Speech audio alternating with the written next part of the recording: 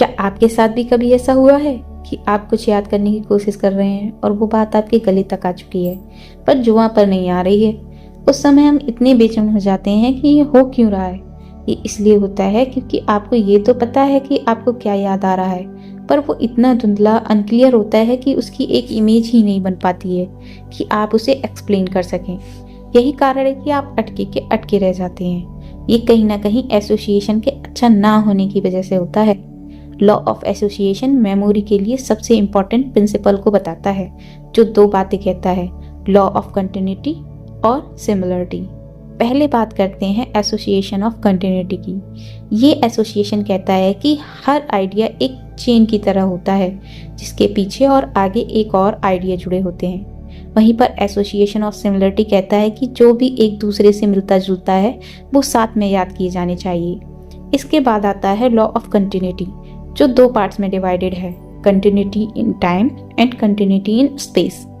Continuity in time का मतलब है कि जिस सीक्वेंस में शुरू में देखा गया है उसी सीक्वेंस में उसे दोहराना है, जैसे बरमाला या फिर कबीर के दोहे।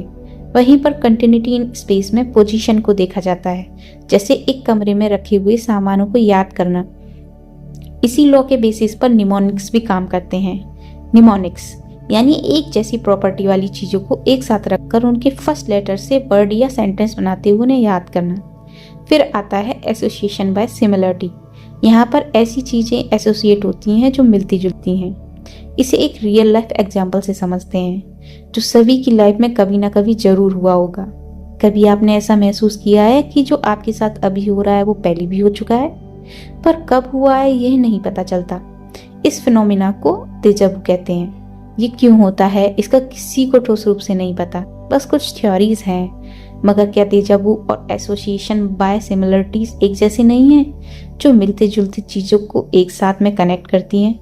इसलिए एसोसिएशन जरूरी है ताकि कोई मेमोरी आधी अधूरी ना बने।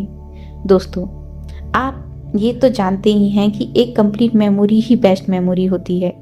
अब इस आधी अधूरी मेमोरी को कैसे बेस्ट मेमोरी में कन्वर्ट किया जाए और किन पॉइंट्स को याद रखा जाए, ये सब सीखने के लिए हमारी playlist the summary of book करें मेमोरी हमारी नई वीडियो की नोटिफिकेशन के लिए बेल आइकन दबाएं।